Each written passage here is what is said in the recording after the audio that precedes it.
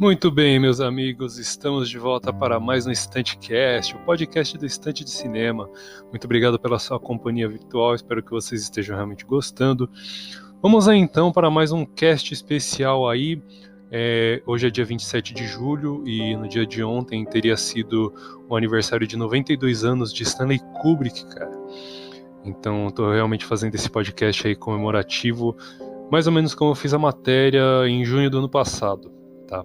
Eu fiz a matéria um mês adiantado, o aniversário dele é em julho, e eu fiz uma matéria basicamente comemorativa também, né?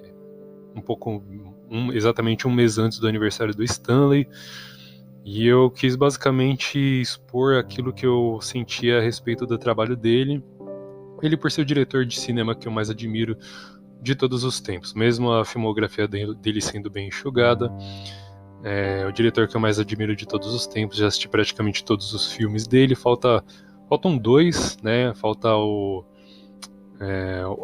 Killing, um filme de guerra com Kirk Douglas, lançado em 1957, e o Barry Lyndon, que eu estou com muita preguiça de assistir, por ter 3 horas de duração, mas uma hora eventualmente eu vou acabar assistindo. De repente eu posso até fazer uma crítica, uma resenha dele para o blog, ou para o cast, ou para ambos. Beleza?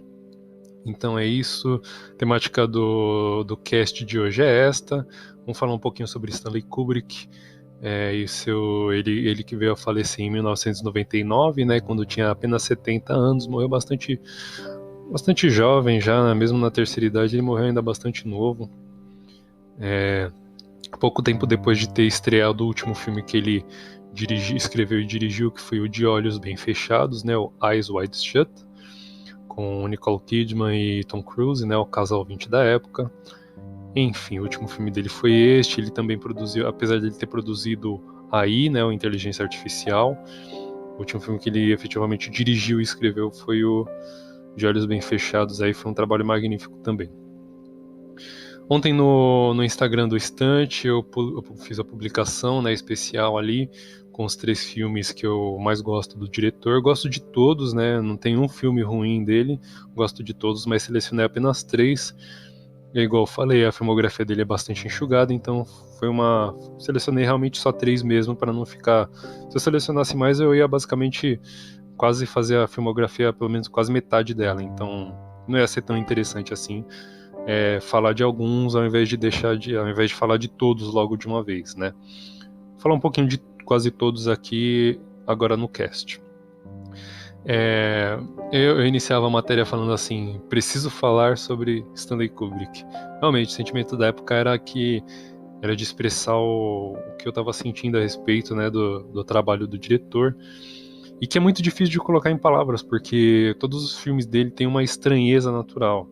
É muito comum, assim, você assistir um filme escrito e dirigido por Stanley Kubrick e pensar, pô, que filme estranho, né? Esse filme é completamente estranho. Um filme diferente, tem alguma coisa diferente neste filme aí que eu não consigo imaginar. Realmente é difícil, realmente difícil colocar em palavras os filmes do Stanley Kubrick aí. Mas eu tentei, coloquei no texto, vamos tentar colocar no cast também. Eu falo aqui no blog que o nosso imaginário é alimentado por todo tipo de atividade, desde a mais simples das artes, como um desenho, até um passeio de bicicleta pela vizinhança. E o filme da Stanley Kubrick é muito difícil de colocar em palavras. É muito difícil de você fazer uma avaliação, uma crítica, e de você tentar tecer e tentar sintetizar aquilo que você sentiu após concluir assistir um dos filmes do diretor, tá?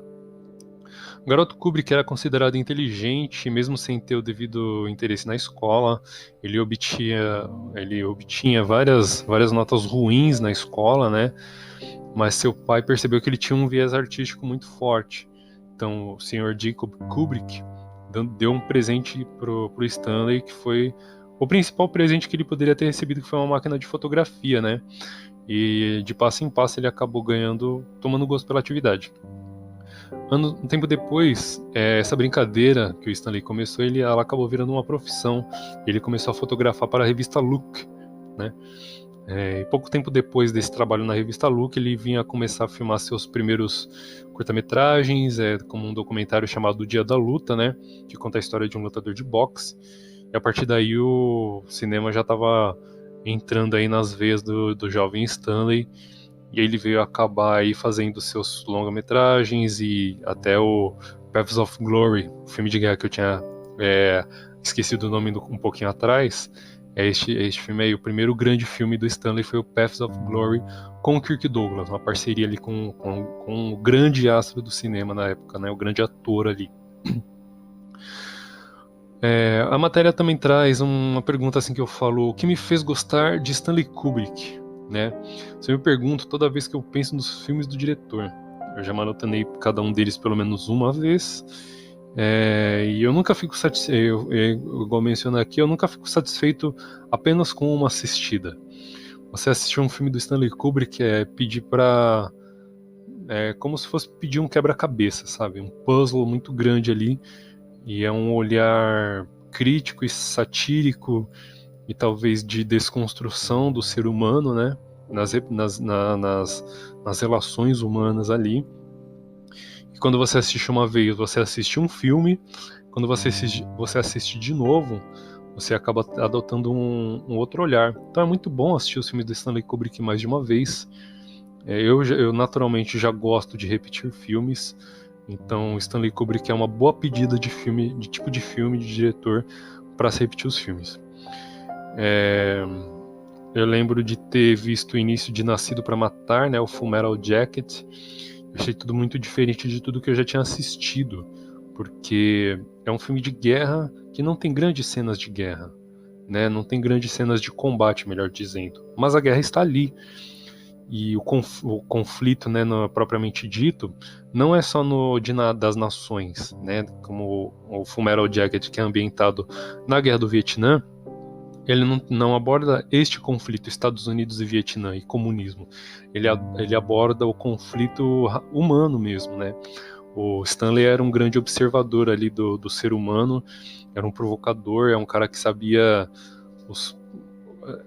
por assim dizer, os podres do ser humano e colocar ali algumas nuances que construíam bons personagens, bons grandes personagens interessantes ali de se assistir. Mesmo que seja um personagem que você tenha à primeira vista uma repulsa, eventualmente ele vai acabar te cativando, né? Então é muito interessante como o Stanley construía os personagens, tanto protagonistas como antagonistas, como o antagonista do 2001, Uma Odisseia no Espaço, que é uma máquina, né? É o conflito ali do homem com a máquina, né? Do homem com o computador, com uma inteligência artificial. É um conflito muito interessante, de um filme muito interessante também.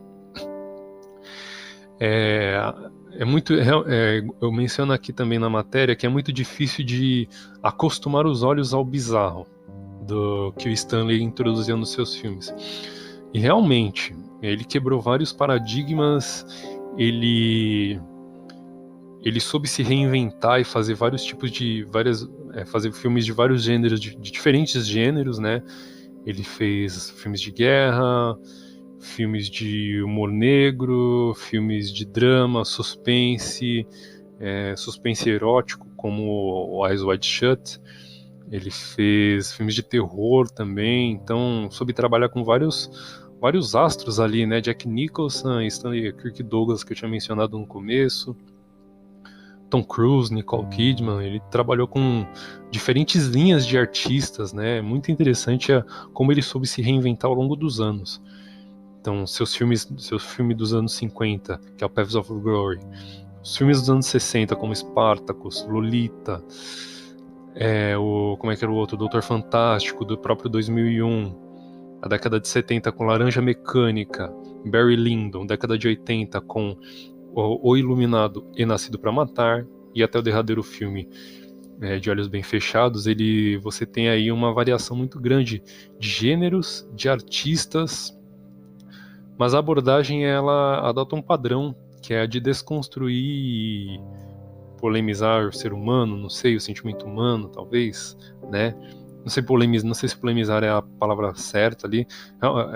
De fato, alguns filmes do Stanley foram realmente polêmicos ali. principalmente nos contextos em que eles estavam inseridos ali se passavam. Realmente, para o que é definitivo, o que é positivo de afirmar a respeito do Stanley é que os filmes estranhos, aquela cara estranha dos filmes que ele tem, é o que realmente me fez gostar ali do seu trabalho. É muito bom você assistir um filme diferente que você fala, nossa, ele propositalmente quebrou algumas regras e, enfim, fez umas coisas inimagináveis, assim, que você assiste e se surpreende muito por ser principalmente os filmes mais antigos, eles são muito à frente do tempo.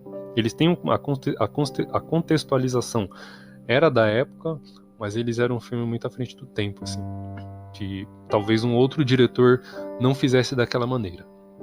Então é realmente muito interessante assistir cada filme do Stanley e com a mente aberta, e você assiste uma vez, deixa passar um tempo, vai lá assistir de novo e você vai ter um novo vislumbre ali do mesmo trabalho. É muito bom você repetir o filme do Stanley. Queria então falar de alguns aqui, pincelar filme a filme só um pouquinho, né? A começar pelo Spartacus, né? Primeiro eu gostaria de fazer uma recomendação de leitura, que é deste livro aqui, O Gênio Atrás da Lente, escrito por Juan Guillermo Droguet, um escritor espanhol ou argentino, não lembro agora. Mas enfim, para quem tá vendo pelo YouTube ou pelo IGTV, tá aqui, ó, na tela, ó, este livro aqui. Muito bom, o Juan Guillermo, ele faz uma leitura de cada filme do Stanley.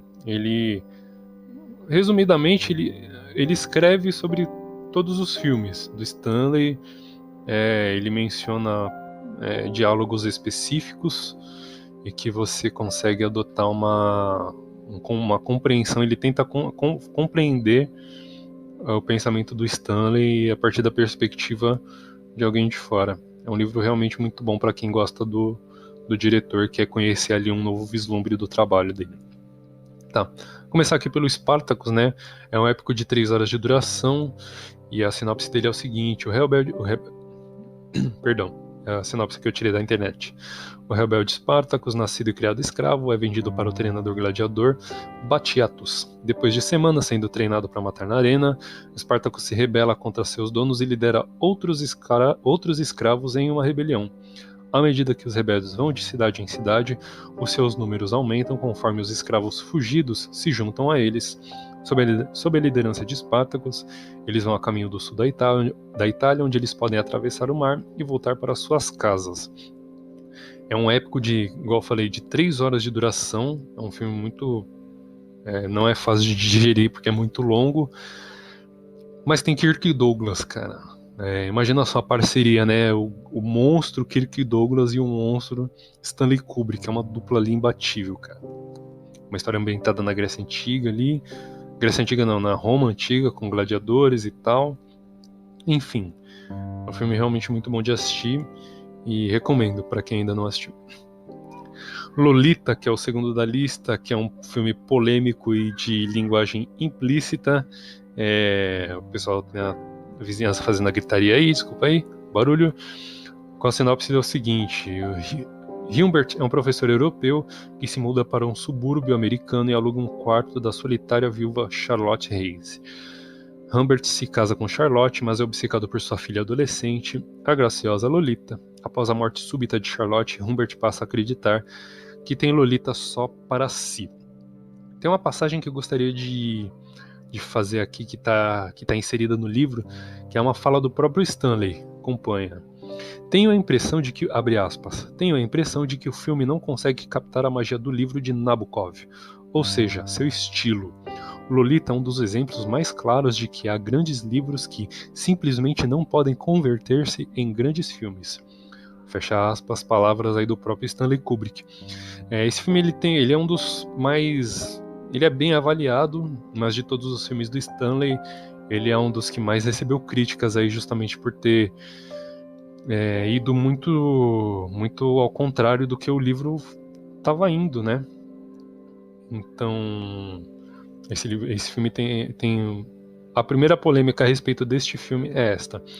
A segunda polêmica é a censura que acabou quase vetando o filme. Mas o Stanley foi tão inteligente que ele usou isso a seu favor. A censura que quase vetou o filme acabou funcionando a favor da obra, porque o Stanley desenvolveu uma narrativa cujas cenas explícitas foram cortadas, porém precedidas por momentos em que o velho homem é completamente humilhado. Então ele fez um switch ali na narrativa, né? Proposital. Embora o autor também tenha escrito o roteiro do filme, o escritor do livro, né, escreveu o roteiro junto com Stanley, o cinema da época jamais permitiria conteúdo erótico tão verossímil quanto era no livro. Então realmente o conteúdo do livro era muito explícito, era muito visual e não ia ser permitido no filme, não. Doutor Fantástico é um dos meus filmes favoritos do Stanley. A sinopse é o seguinte: ela conta a história de um general americano que se rebela e lança um ataque nuclear escondido do governo.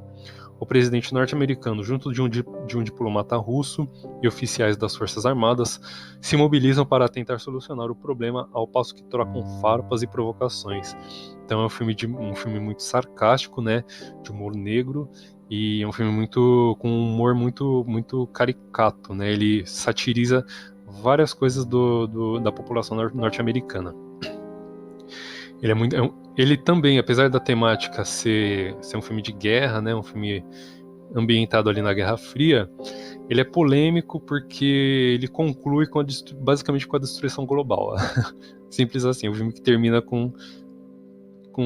que conclui a sua narrativa com o fim do mundo, basicamente é isso.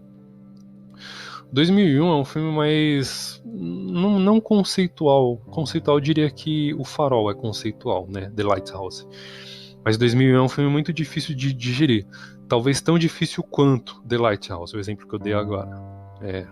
A sinopse dele é: uma estrutura imponente preta fornece uma conexão entre passado e o futuro nesta adaptação enigmática de um conto reverenciado de ficção científica de Arthur C. Clarke.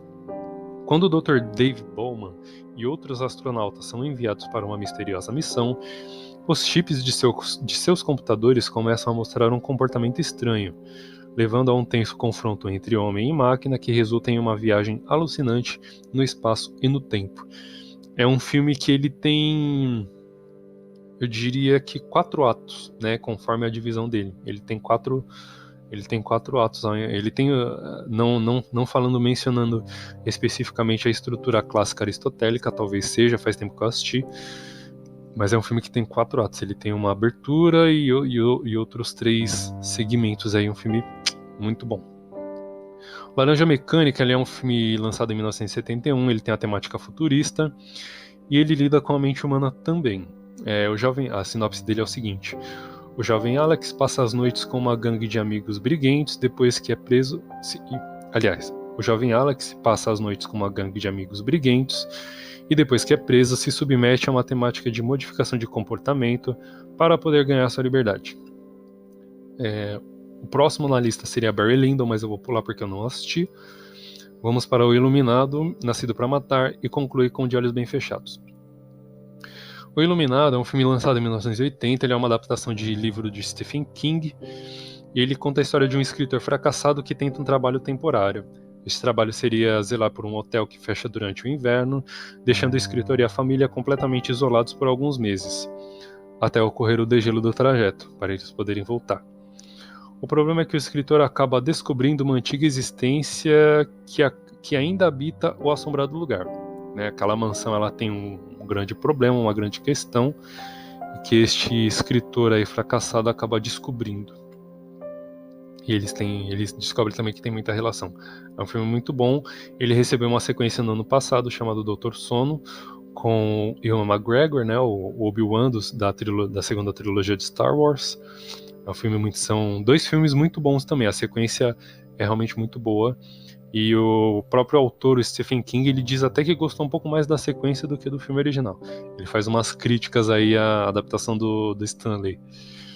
Nascido para Matar é um filme de 1987, ambientado na Guerra do Vietnã, e conta a história do soldado Davis, batizado de Joker pelo sargento linha dura Hartman, e ele suporta os rigores do treinamento básico e tenta ajudar o ridicularizado colega Lawrence. O colega Lawrence não suporta as provocações, mas o Joker aguenta e acaba ingressando aí no corpo de fuzileiros navais e é enviado para o Vietnã como jornalista. O filme ele conta a história dos soldados americanos na guerra, mas ele não tem um vislumbre da guerra em si, né, no sentido de conflito ali. Por exemplo, fazendo um paralelo com o Resgate do Soldado Ryan, que é também um filme de guerra, um filme ambientado na Segunda Guerra Mundial, ao invés da guerra no Vietnã. E ele tem cenas de conflito. O Resgate do Soldado Ryan tem cenas de conflitos realmente interessantes. São cenas ali de tirar o fôlego, principalmente aquela abertura ali na praia de Omaha, tá? Fazendo um paralelo com do Soldado Ryan com Nascido para Matar, são dois filmes completamente diferentes, apesar da temática ser a mesma. Eu acho que aqui os humanos, eles o próprio nome diz, né, Nascido para Matar, mas eu acho que a tradução, se fosse levado em consideração ali, é o Full Metal Jacket, né, jaqueta de metal, né, o que seria as munições. Pode ser as munições ou pode ser para os soldados que se transformam em máquinas de morrer, né? O filme chama Nascido para Matar, mas mostra os soldados americanos realmente como uma bucha ali de canhão, né? Para fazer o trabalho sujo, eles nascem basicamente para morrer. É simples assim. Essa que é aí que tá a sátira do título do filme, e eu achei a tradução genial também. Para finalizar, mas não menos importante, foi o último filme que eu assisti do Stanley Kubrick, né? Que eu deixei para assistir por último, que foi De Olhos Bem Fechados. Eu tava com uma certa resistência à temática, né? Mas quando eu resolvi dar uma chance, eu me surpreendi muito.